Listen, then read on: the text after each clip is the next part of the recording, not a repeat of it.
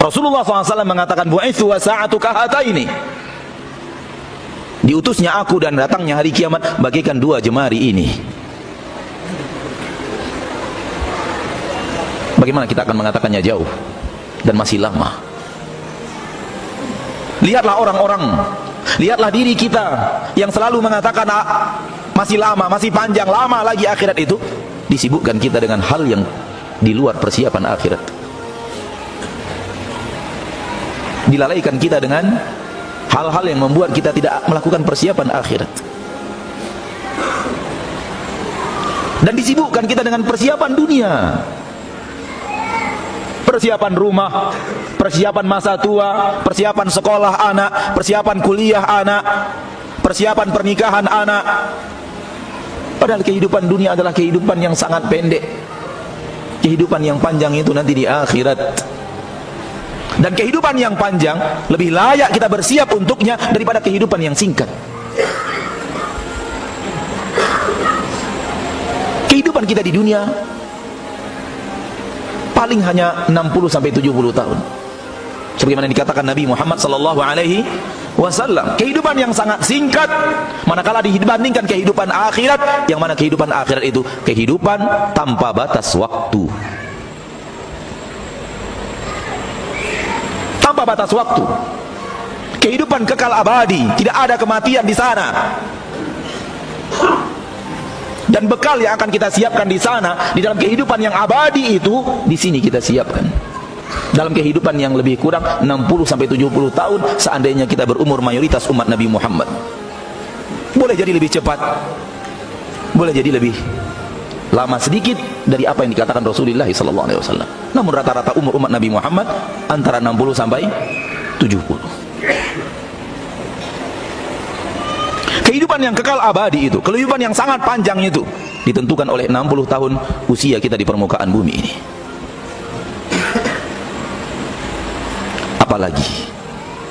Apalagi kepada anda, saudaraku, saudariku, yang sudah berusia 40 tahun, 50 tahun, anda belum benar-benar serius untuk taubat kepada Allah. Waktu anda sudah senja, sebentar lagi malam akan tiba. Kapan anda taubat?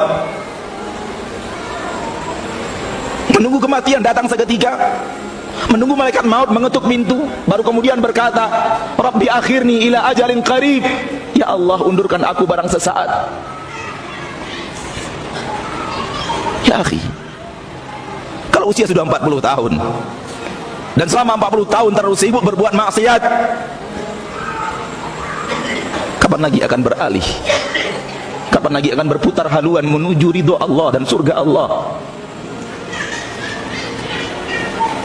Sudahlah 40 tahun masa kita habiskan untuk berbuat maksiat kepada Allah. Sudahlah 50 tahun kita habiskan masa untuk berbuat maksiat kepada Allah. Mau dilanjutkan sampai akhir hayat? Selama pintu taubat masih terbuka, buat kesempatan, ambil kesempatan itu. Allah masih siap untuk mengampunkan dosa dan kesalahan kita yang tidak sedikit itu. Allah masih membuka pintu taubat kalau kita serius melakukan yang sekarang sebelum kematian datang. Pintu taubat masih terbuka luas. Innallaha yaghfiru dzunuba jami'an. Sesungguhnya Allah tabaraka wa taala mengampunkan dosa semuanya. Akan diampuni kalau kita serius kembali kepada-Nya. Dan apa yang ana katakan kepada antum yang berusia 40, 50 tahun, sebenarnya tidak tertutup kemungkinan pintu yang sama untuk anda yang berumur 20, 30 tahun. Karena seperti yang kita katakan tadi, kematian tidak pernah menunggu kita tua. Kalau dia datang, dia datang. Kalau Allah pengatur kematian sudah mengatakan datangi, ambil nyawanya, takkan siapa yang bisa untuk mengundur barang sedetik, apalagi 1 jam untuk bertaubat. Hari ini anda bertaubat dan serius dalam taubat anda, besok anda wafat ke surga Allah, ke surga, tapi serius. Jangan main-main. Sesali masa lalu, tinggalkan kelakuan buruk, tinggalkan hati yang busuk, kembalilah kepada Allah subhanahu wa ta'ala. Di usia senja, kesempatan kepada kita untuk mengarah kepada Allah. Kalau kesempatan yang sedikit ini belum juga kita ambil manfaat darinya, besar besar kemungkinan sulit bagi kita untuk mengharapkan taubat yang diterima. Hari yang akan kita lalui di akhirat bermiliar-miliar lebih berat daripada hari yang kita lalui di permukaan bumi. Tak bisa dibandingkan berapa sulitnya kehidupan akhirat dibanding kehidupan dunia.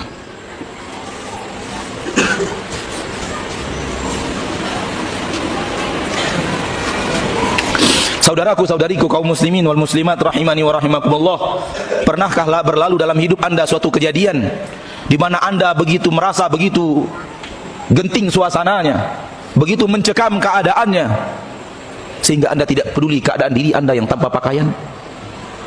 Pernahkah itu berlalu dalam hidup Anda, saudaraku?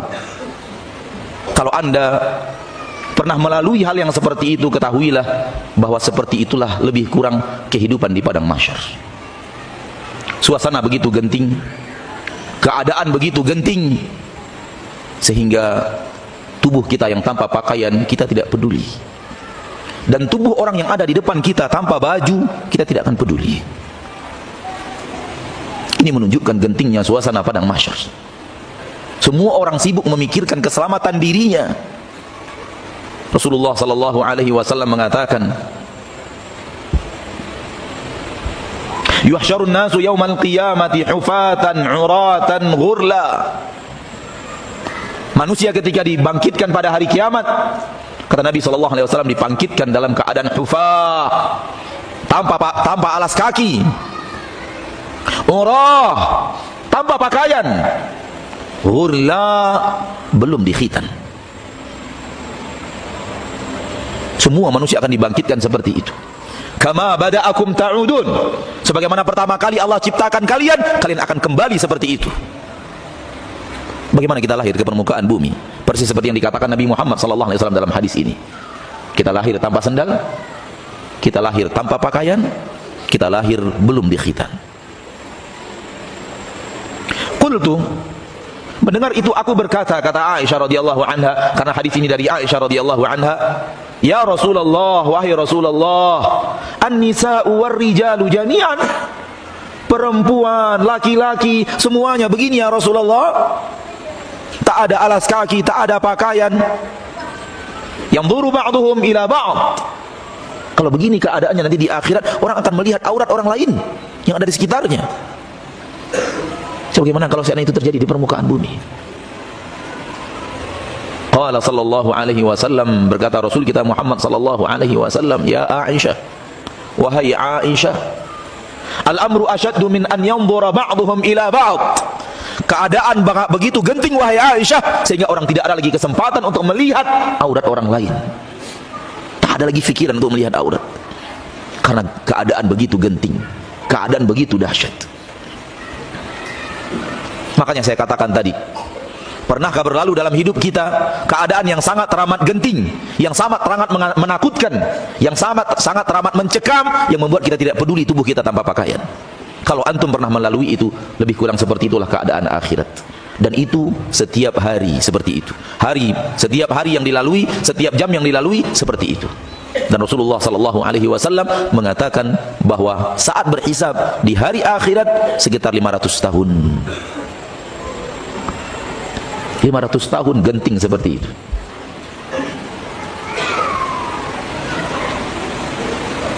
Wajar kalau Allah tabaraka wa taala berfirman di dalam Al-Qur'an surat Al-Muddathir, a'udzu billahi minasyaitonir rajim,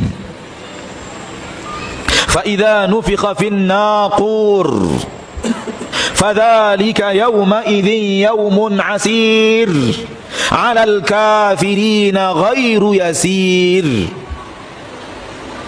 Surat Al-Muddathir ayat ke-8, 9 dan 10. Fa idza nufikha fin naqur, fa idza nuqira fin naqur, apabila telah ditiup sangkakala. Ingat, sangkakala sekarang sudah di mulutnya malaikat Israfil. Fadzalika yauma idzin yaumun asir, maka pada hari itu adalah hari di mana hari itu adalah hari yang sangat teramat berat. Hari yang sangat teramat berat. Yang mengatakan berat Allah yang mengetahui padang mahsyar. Yang mengatakan berat Allah yang tidak pernah berdusta, yang tidak pernah memberikan sesuatu yang tidak nyata. Yang mengatakan berat Allah yang maha tahu segala-galanya. Yang mengatakan berat pencipta kita. Karena kita butuh informasi bahwa hari itu sangat teramat berat, supaya kita membuat persiapan untuk hari yang berat. Alal kafirina ghairu yasir, apatah lagi untuk orang kafir, hari itu adalah hari yang tidak mudah, hari yang berat untuk semuanya. Namun untuk orang kafir jauh lebih berat daripada orang yang tidak kafir. Na'udzubillahi minal kufur. Kita berlindung kepada Allah tabaraka wa ta'ala tergolong dari orang-orang yang kafir. Ketika Allah mengatakan berat, dia benar-benar berat. Maka jangan santai berhadapan dengan hal yang berat. Jangan lalai, apatah lagi lalai berhadapan dengan hal di depan kita yang akan berat kita lalui. Jangankan kita, para nabi dan para rasul merasa beratnya hari mahsyar. Para nabi dan para rasul merasa beratnya padang mahsyar. Dan mereka adalah para nabi dan para rasul, orang-orang mulia, kekasih-kekasih Allah. Tetap mereka merasakan beratnya padang mahsyar. Tetap mereka melalui hari di mana mereka tidak berpakaian dan tidak peduli dengan diri mereka yang tanpa pakaian. Kalau begini para nabi dan para rasul, bagaimana dengan kita?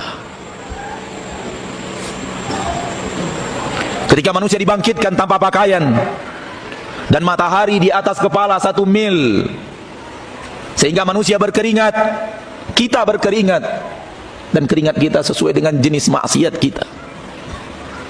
Yang maksiatnya banyak, keringatnya banyak.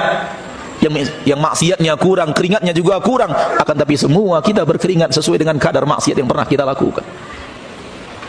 Bahkan di antara manusia ada yang kelelap dengan keringatnya sendiri. Ma'asyiral muslimin, ma'asyiral muslimat, disuruh kita untuk menanti hari berhisab dan matahari di atas kepala kita 1 mil, dan kondisi kita dalam keadaan mengingat seluruh yang pernah kita lakukan di permukaan bumi. Kondisi kita dalam kondisi di mana Allah tabaraka wa ta'ala mengingatkan kepada kita semuanya, dihidupkan lagi di memori ini, di ingatan kita masing-masing, apa saja yang pernah kita lakukan selama kita hidup di permukaan bumi ini. Apa saja kalimat yang pernah keluar dari lisan, baik yang taat ataupun maksiat, kita ingat. Apa saja yang pernah kita dengar dengan telinga, baik yang taat atau maksiat, kita ingat. Kemana saja mata ini pernah kita gunakan untuk melihat sesuatu, baik yang taat atau maksiat, kita ingat. Untuk apa saja kita gunakan tangan ini, baik yang taat atau maksiat, semuanya kita ingat. Kemana saja kaki pernah kita langkahkan, baik yang taat atau maksiat, kita ingat. Allah berfirman, alimat nafsun ma ahdarat. Setiap jiwa ingat apa yang pernah dia lakukan. Dalam surat At-Takwir, dalam surah Al-Infitar, alimat nafsun ma qaddamat wa akharat. Setiap jiwa tahu dan mengetahui dan mengingat kembali apa saja yang telah dia persembahkan dan apa saja yang pernah dia akhirkan. Salah satu makna daripada ayat ini dalam ahli tafsir, salah satu makna kata para ahli tafsir, silakan kembali kepada kitab At-Tabari, kitab tafsir Tabari, akan dilihat di sana pendapat para ahli ilmu tentang makna ayat ini. Salah satu di antara makna ayat ini adalah kata para ahli ilmu, alimat nafsun ma qaddamat, semua jiwa mengetahui dan mengingat seluruh ketaatan dan maksiat yang dia lakukan ketika dia masih hidup, dan semua jiwa tahu seluruh maksiat atau ketaatan yang dia lakukan setelah dia meninggal dunia. Apakah setelah meninggal dunia manusia masih mungkin berbuat ketaatan? Al-jawab, mungkin. Kalau dia masih meninggalkan kebaikan yang dipakai oleh manusia, meninggalkan masjid, meninggalkan pondok pesantren, meninggalkan asrama yatim piatu, meninggalkan ilmu yang bermanfaat yang diajarkan kepada umat Nabi Muhammad, mengajarkan murid yang diajarkan Al-Quran dan muridnya terus membaca Al-Quran, meninggalkan saudara yang dia ajarkan salat yang benar bagaimana sesuai dengan sunnah Rasulullah dan kemudian mengamalkannya, masih mengalir pahala-pahalanya walaupun dia sudah wafat. Demikian juga dengan maksiat, dia masih meninggalkan setelah dia meninggal tanda tangan peresmian diskotik, dia masih membangun bangunan-bangunan rumah judi dan bordir, dan dia sudah wafat dan bangunan itu masih berlanjut 200, 300, 500 tahun setelah kematiannya. Pada hari itu semua manusia ingat dosa yang dia lakukan sebelum dia meninggal dan setelah dia meninggal. Ini salah satu makna tafsir daripada ayat ini. Dan boleh jadi dosa atau pahala yang mengalir setelah meninggal jauh lebih banyak dibanding yang dilakukan di saat kita masih hidup. Karena masjid yang antum bangun, tanah yang antum wakafkan boleh jadi bertahan ratusan tahun, sementara antum tidak berumur sampai 100 tahun. Boleh jadi gedung maksiat yang antum resmikan, yang antum keluarkan izinnya, naudzubillahi min dzalik, dan antum tidak taubat kepada Allah sebelum akhir hayat, boleh jadi gedung itu berlanjut dan izinnya berlanjut ratusan tahun. Semua itu diingat oleh setiap insan ketika hadir di padang mahsyar. Apa yang terjadi? Yang terjadi adalah ternyata jutaan maksiat yang pernah kita lakukan. Ternyata dosa yang selama ini kita anggap sepele, kita anggap kecil, sudah tidak kecil lagi. Dia sudah gunung-gunung besar karena ditumpuk puluhan tahun atau ratusan tahun. Sementara dosa itu menyebab ke neraka, dan neraka itu sudah dinyalakan dan ada di depan kita. Di padang mahsyar, kata Nabi kita tercinta Muhammad SAW, dengarkan, akan didatangkan di padang mahsyar neraka jahanam, dihadirkan. Dia sudah ada, sekarang sudah ada neraka itu, akan tetapi di hari padang mahsyar tinggal dihadirkan, tidak diciptakan ketika itu. Yu'ta bi jahannam laha sab'una alfa zimam. Neraka jahanam itu memiliki 70 tali kekangan.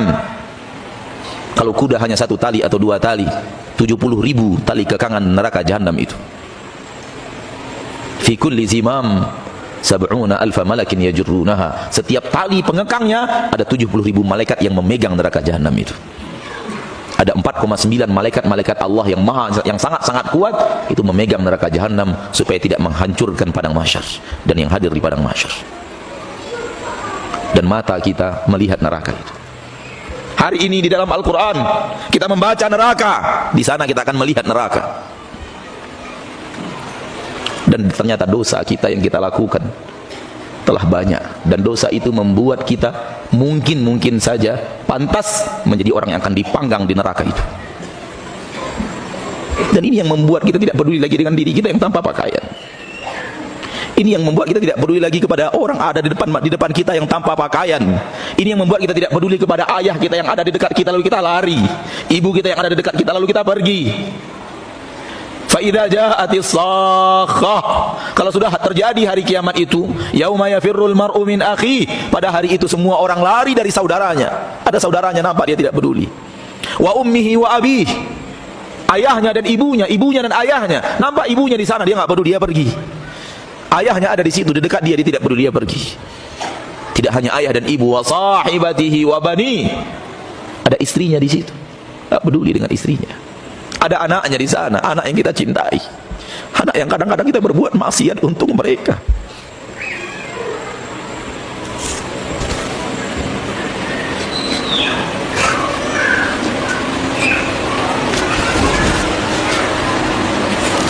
Betapa banyaknya kita yang berbuat maksiat karena anak. Tapi ternyata di sana kita tidak peduli kepada anak kita itu. Karena pada hari itu yauma la yanfa'u malu wala banun, tak ada manfaat lagi anak, tak ada manfaat lagi harta. Ya akhi, berhentilah berbuat maksiat karena anak. Berhentilah berbuat maksiat karena harta. Karena di sana harta Anda tidak ada gunanya.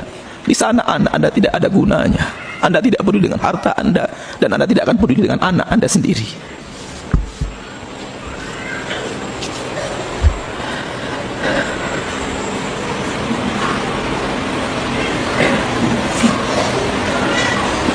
Sangat merugi orang yang merasa menjadi seorang ayah yang sukses menumpuk harta untuk anaknya, padahal dia tahu harta yang dia tumpuk dari hal yang tidak diridhoi Allah.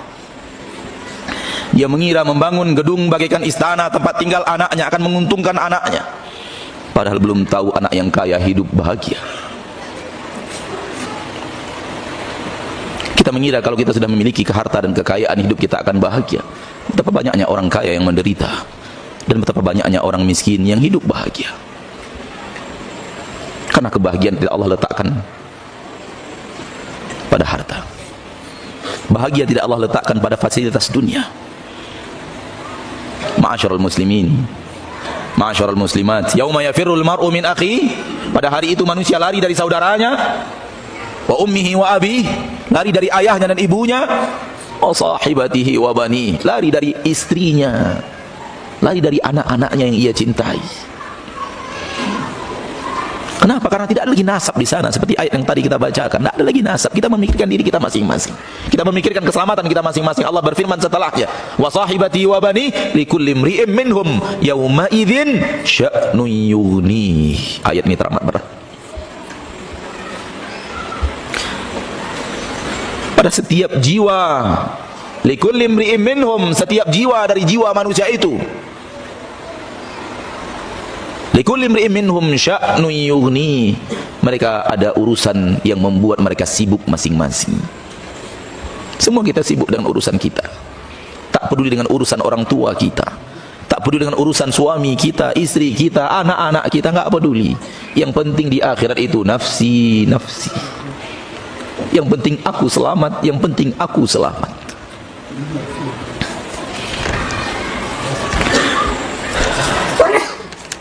Di dalam surat Al-Ma'arij, bahkan lebih dahsyat, Allah memberikan gambaran tentang dahsyatnya padang mahsyar.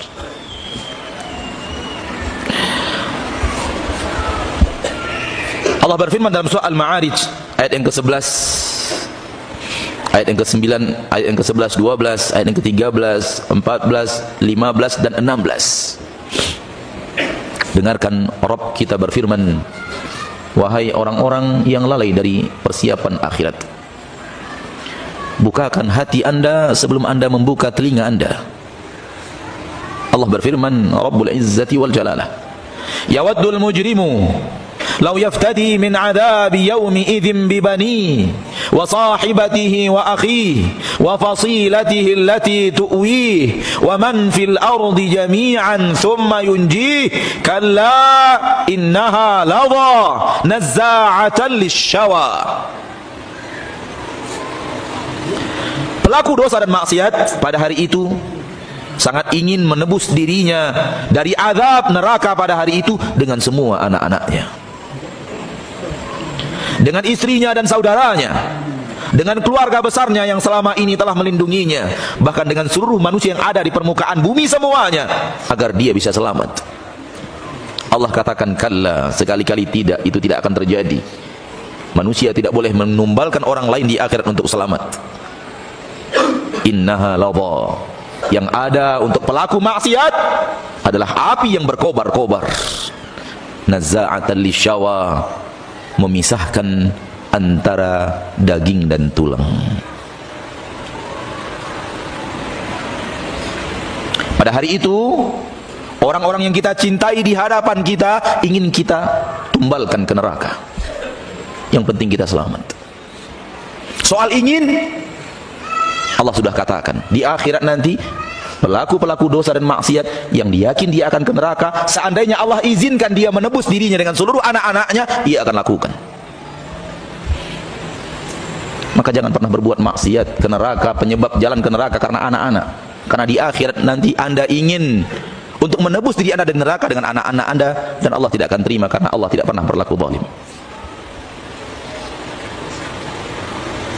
Pelaku maksiat ingin menebus dirinya dari azab pada hari itu dengan seluruh anak-anaknya. Ya Allah, ambil semua anakku ada 10 orang, 6 orang, ambil semua, masukkan mereka ke neraka, selamatkan saya dari neraka. Lihat mana kasih sayang itu. Mana yang kasih sayang itu dengannya kita rela tidak sholat untuk mencari nafkah. Mana yang kasih sayang katanya karena kasih sayang itu kita rela mencuri, kita rela korupsi, kita rela menipu, kita rela bersumpah palsu demi anak-anak kita. Di akhirat kita rela untuk mengorbankan mereka masuk neraka, yang penting kita selamat. Istrinya, saudaranya, keluarganya yang selama ini melindunginya, bahkan kalau bisa semua manusia masuk ke neraka, yang penting dia sendiri yang selamat. Bayangkan alangkah beratnya. Allah katakan kalla, sekali-kali tidak. Itu tidak mungkin terjadi, karena Allah sudah membuat keputusan alla taziru waziratun wizra ukhra. Setiap orang yang berbuat maksiat tidak akan menanggung maksiat orang lain yang berbuat maksiat. Semua hanya mempertanggungjawabkan maksiatnya masing-masing. Laha ma kasabat wa 'alaiha ma iktasabat. Man 'amila salihan falinafsihi wa man asaa fa 'alaiha.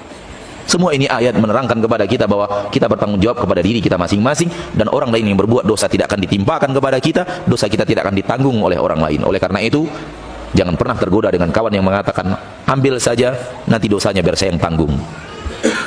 Ini ada dalam kehidupan kita. Kawan-kawan yang mengajak kepada maksiat, kawan-kawan yang mengajak kepada perbuatan dosa, ketika kita berusaha untuk menghindar, dia pun menggoda kita dan mengatakan jangan takut, saya nanti yang tanggung dosanya. Kita pun tergiur, lalu kita berbuat maksiat dengan keyakinan dia yang akan tanggung dosanya. Di akhirat nggak ada itu. Ketika kita minta pertanggungjawaban dia, mana? Dia mengatakan urusan dosa kamu, dosa kamu. Ada dialog panjang antara penduduk mahsyar, sesama penduduk mahsyar yang Allah ceritakan di Al-Quran, yang kalau kita mentadabbur Al-Quran kita pasti menemukannya. Kalla, sekali-kali tidak. Engkau tidak bisa menebus dirimu dengan anak-anakmu yang kau cintai dulu di dunia. Engkau tidak bisa menebus dirimu dengan istrimu, saudaramu, keluargamu, seluruh manusia yang ada di permukaan bumi. Semua akan mempertanggungjawabkan dirinya masing-masing, maksiatnya masing-masing. Innaha ladha, yang ada adalah kobaran api yang menyala-nyala. Kobaran api. Belum lama ini pasar Ateh dan pasar bawah terbakar. Siapa yang berani mendekat ke kobaran api itu? Tak seorang pun yang berani mendekat kobaran api yang sedang melalap bangunan-bangunan tua dan sudah kering itu. Kita hanya melihat dari jauh dengan rasa takut dan cemas. Sementara api itu tidak seberapanya dibanding panasnya api di neraka Allah. Api yang terpanas di dunia ini itu hanya 1/70 apinya neraka. Itu api yang terpanas yang ada di permukaan bumi. Itulah yang akan membakar manusia. Itulah yang akan membakar kita kalau kita ada di sana. Dan yang akan menyebabkan kita ke sana, kelakuan kita di permukaan bumi ini. Kalau kita ke sana, semoga kita tidak ke sana. Semoga Allah jaga langkah kita. Allah jaga diri kita dari nerakanya subhanahu wa ta'ala. Kalau bukan Allah yang menjaga, kalau bukan Allah yang mengampuni, kalau bukan Allah yang merahmati, takkan ada siapapun yang sanggup berhadapan dengan godaan iblis yang sudah entah berapa ribu tahun usianya hidup didedikasikan untuk menjerumuskan manusia ke neraka. Nazza'atan lisyawa. Manakala kita membaca terjemahan, Quran terjemahan, maka itu maknanya adalah mencabut kulit kepala. Nazza'atan lisyawa. Namun kita baca tafsirnya lebih dalam, sebagian ulama memaknakan makna daripada nazza'atun lisyawa adalah memisahkan antara daging dan tulang. Maksudnya apa? Maksudnya neraka itu membakar daging kita sehingga daging kita rontok. Yang tersisa hanyalah tulang. Meleleh daging kita ini terkena sentuhan api neraka. Pernah melihat orang yang dagingnya meleleh kemudian tidak ada lagi daging di antara tulang belulangnya? Rasanya belum pernah. Sehebat-hebat kasus kebakaran dunia, masih tersisa jasadnya karena api itu tidak begitu kuat untuk memakan daging manusia. Beda dengan apinya neraka, allati tattali'u 'alal afidah, yang mana hati itu membakar sampai ke bahagian paling dalam bernama hati. Dibakar oleh api itu sehingga seluruh yang berbentuk daging meleleh keluar dari tulang. Terpisahlah antara daging dan tulang. Itu api neraka. Dan Allah ketika mengatakan ini bukan ilustrasi, ini kenyataan yang hakiki yang akan nanti terjadi di sana. Na'udzubillah kalau kita orang yang akan merasakannya. Ma'asyiral muslimin, ma'asyiral muslimat, rahimani wa rahimakumullah. Ketika daging kita sudah meleleh, sudah hancur, dan kita tidak meninggal, tidak mati, Allah kembalikan utuh lagi daging itu, lengkap dengan kulit-kulitnya, dipanggang lagi, meleleh lagi, utuh lagi, dipanggang lagi, meleleh lagi, utuh lagi, sehingga kita dikatakan hidup tidak hidup, dikatakan mati tidak mati. La yamutu fiha wa la yahya. Tak mungkin bisa dikatakan hidup orang yang tinggal tulang-tulangnya saja, dagingnya sudah tidak ada. Mana orang hidup seperti itu? Di dunia orang seperti itu pasti orang mati. Dikatakan mati, masih hidup. Walau hanya tinggal tulang belulang, dia merasakan dagingnya yang berguguran dari tubuhnya, dan nyawa tidak melayang.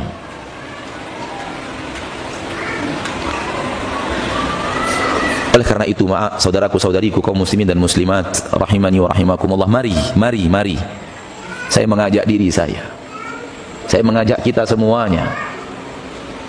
Kewajiban seorang muslim mengingatkan saudaranya muslim lainnya apa yang terbaik, dan tidak hanya mengkhususkan kebaikan itu untuk dirinya sendiri tanpa mengajak orang lain. Mari kita lakukan persiapan, mari kita berkemas-kemas, karena sebentar lagi kiamat itu akan datang. Kalau dia tidak datang dalam bentuk hancurnya dunia ini, dia akan datang dalam bentuk kiamat kecil yang bernama kematian. Gunakan kesempatan sehat sebelum datangnya masa sakit di mana kita tidak bisa beribadah. Gunakan kesempatan muda sebelum datangnya usia renta di mana mau beribadah semuanya serba capek-capek dan pegal-pegal dan susah digerakkan. Gunakan kesempatan kaya sebelum datang kefakiran, baru kemudian ingin berinfak, tak ada lagi yang mau diinfakkan. Gunakan selagi masih ada umur ini sebelum datangnya kematian, sehingga tidak ada lagi umur untuk bertaubat. Gunakan juga waktu yang masih lapang sebelum datang masa di mana kita benar-benar disibukkan oleh suatu perkara, sehingga kita tidak bisa lagi beribadah kepada Allah karena kesibukan kita mengurus perkara itu. Ini 5 nasihat yang sangat berharga, dan berharganya adalah untuk orang-orang yang mengerti nasihat itu. Adapun untuk orang-orang yang membacanya hanya sebagai untaian kata-kata penuh manfaat, untaian kata-kata penuh nasihat dan berlalu, maka nasihat itu tidak akan ada guna baginya. Tetap saja hidupnya diisi untuk maksiat, tetap saja kesempatannya digunakan untuk maksiat, tetap saja mudanya digunakan untuk maksiat, tetap saja kesehatannya digunakan untuk maksiat, dan tetap saja usianya sebelum datang kematian digunakan untuk maksiat. Akan tapi orang yang mampu menjadikannya sebagai nasihat teladan yang utama, maka dia akan memanfaatkan waktu yang ada ini untuk mengambil bekal. Bukankah untuk perjalanan panjang kita siapkan bekal kita siapkan makanan, kita siapkan minuman, kita siapkan kendaraan, maka kehidupan kita di akhirat lebih panjang dan lebih berat. Saatnya kita melakukan bekal, mengambil persiapan di permukaan bumi ini. Mudah-mudahan apa yang bisa saya sampaikan pada kesempatan yang berbahagia ini bermanfaat, terutama bagi orang yang berbicara. Karena tidak ada gunanya ini bermanfaat untuk kaum muslimin dan muslimat kalau tidak memberikan manfaat